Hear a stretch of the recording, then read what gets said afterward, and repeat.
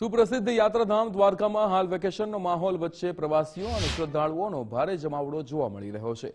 આજે ગઈકાલે અમાસ હોવાના કારણે દ્વારકાના દરિયાકાંઠે ઊંચા મોજા ઉછળી રહ્યા હતા, જેને પગલે તંત્ર દ્વારા સુરક્ષાના સખત પ્રબંધ કરવામાં આવ્યા હતા। બીજી તરફ કાળઝાળ ગરમી અને અસહ્ય બફારા હોવા છતાં પવિત્ર ગોમતી નદીમાં સ્નાન કરવા માટે શ્રદ્ધાળુઓની ભારે ભીડ ઉમટી પડી છે। હાલ શાળાઓમાં પણ ઉનાળુ વેકેશન ચાલી રહ્યું હોવાથી સુપ્રસિદ્ધ યાત્રાધામ દ્વારકામાં પ્રવાસીઓ માટે ભારે ધસારો જોવા મળી રહ્યો છે। જગત મંદિરે દર્શનાર્થે આવતા યાત્રિકો જે ગોમતી નદીમાં સ્નાન કરી ધન્યતા અનુભવી રહ્યા છે। યાત્રિકોની સુરક્ષાને ધ્યાનમાં રાખીને વહીવટી તંત્ર દ્વારા ગોમતી ઘાટ પર પોલીસ અને ફાયર વિભાગની ટીમો તૈનાત કરવામાં આવી છે। ડૂબવાની ઘટનાઓ રોકવા માટે ફાયર બ્રિગેડ દ્વારા ખાસ અત્યાધુનિક રેસ્ક્યુ રોબોટ પણ તૈનાત રાખવામાં આવ્યા છે।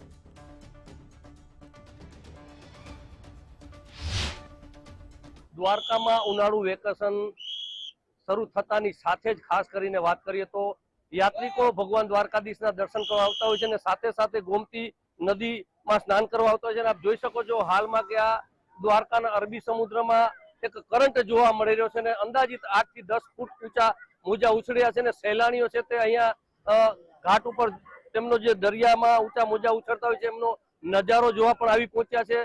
તંત્ર દ્વારા ચુસ્ત બંદોબસ્ત રાખવામાં આવે છે, કોઈ અનિચ્છનીય ન બનાવ બને તેમને લઈને પોલીસ જવાનો પણ અહીં તૈનાત કરવામાં આવે છે અને હાલમાં કહી શકાય કે જે અસહ્ય ગરમી વચ્ચે લોકો દ્વારકાના દરિયાની મોજ માણી રહ્યા છે। અનિલાલ, ગુજરાત ફર્સ્ટ, દ્વારકા।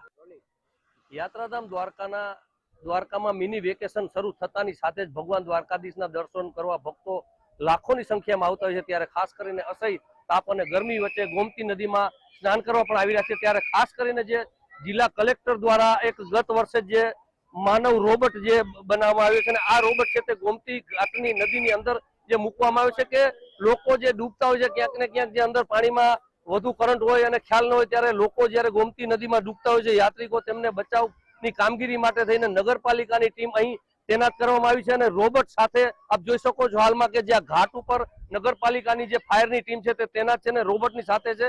કોઈ પણ અનિચ્છનીય બનાવ ન બને અને ખાસ કરીને વાત કરીએ તો જે ડૂબવાના બનાવ બનતા હોય છે તેમને લઈને આ માનવ રોબોટ છે તે ખૂબ જ ઉપયોગી છે અને હાલમાં કહી શકાય કે જિલ્લા કલેક્ટરની ખૂબ જ સુંદર અને સારી વ્યવસ્થા કરી રહ્યા છે। અનિલાલ, ગુજરાત ફર્સ્ટ, દ્વારકા।